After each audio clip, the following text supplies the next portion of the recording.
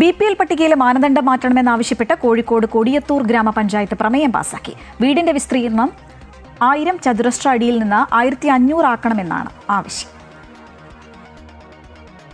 BPL പട്ടികയിൽ വീടിന്റെ വിസ്തീർണം സംബന്ധിച്ച നിലവിലെ മാനദണ്ഡം 1000 ചതുരശ്ര അടിയിൽ നിന്ന് 1500 ചതുരശ്ര അടിയായി ഉയർത്തണമെന്നതാണ് പ്രധാന ആവശ്യം. പഞ്ചായത്തിലെ 12ാം വാർഡ് അംഗം SA നാസറാണ് പ്രമേയം അവതരിപ്പിച്ചത്.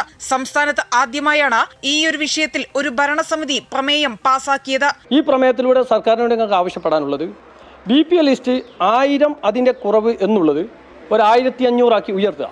അതുപോലെ തന്നെ ഈ മാറാരോഗം ബാധിച്ചവർ, അതുപോലെ തന്നെ ഭിന്നശേഷിക്കാർ, അതുപോലെ വിധവകൾ, ഇവർക്ക് ഇവരുടേതായ സർട്ടിഫിക്കറ്റ് ഉണ്ടാവും. ആ 1000 എന്ന മാനദണ്ഡമില്ലാതെ അവരെ നേരിട്ട് ഈ സർട്ടിഫിക്കറ്റിന്റെ അടിസ്ഥാനത്തിൽ BPL ലിസ്റ്റിലേക്ക് ഉൾപ്പെടുത്തും. നിലവിലെ സർക്കാർ മാനദണ്ഡ പ്രകാരം 1000 ചതുരശ്ര അടിയിൽ താഴെ വിസ്തീർണമുള്ള വീടുകളിൽ താമസിക്കുന്നവർക്കാണ് BPL പട്ടികയിൽ ഉൾപ്പെടാൻ അർഹതയുള്ളത്.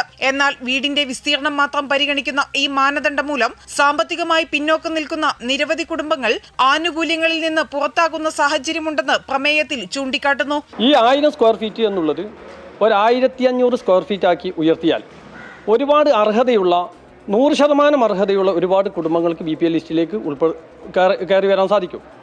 അതുപോലെ തന്നെ സർക്കാർ നിയമപ്രകാരം വിധവകൾ, മാറാരോഗം ബാധിച്ചവർ, അതുപോലെ തന്നെ ഭിന്നശേഷിക്കാർ, ഇവർക്ക് BPL ലിസ്റ്റിലേക്ക് കയറാം. പക്ഷേ അവർക്കും ഈ മാനദണ്ഡം ഉള്ളതുകൊണ്ട് ഒരുപാട് രോഗികൾ BPL ലിസ്റ്റിൽ ഉൾപ്പെടാതെ പുറത്താണ്. 1000 ചതുരശ്ര അടിക്ക് മുകളിലുള്ള വീടാണെന്ന കാരണത്താൽ മാത്രം ഒരു കുടുംബത്തെ BPL വിഭാഗത്തിൽ നിന്ന് ഒഴിവാക്കുന്നത് പ്രായോഗികമല്ലെന്നാണ് പ്രമേയത്തിലെ പഞ്ചായത്തിന്റെ പ്രധാന വാദം. സാമ്പത്തിക സ്ഥിതി, കുടുംബത്തിലെ അംഗങ്ങളുടെ എണ്ണം, സ്ഥിര വരുമാനത്തിന്റെ അഭാവം, ഗുരുതരമായ രോഗാവസ്ഥ, ഭിന്നശേഷി തുടങ്ങിയ സാമൂഹിക സാമ്പത്തിക സാഹചര്യങ്ങളും പരിഗണിക്കണമെന്നാണ് ആവശ്യം.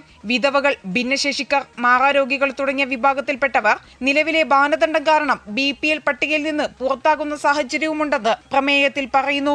അമൃത ന്യൂസ്, കോഴിക്കോട്.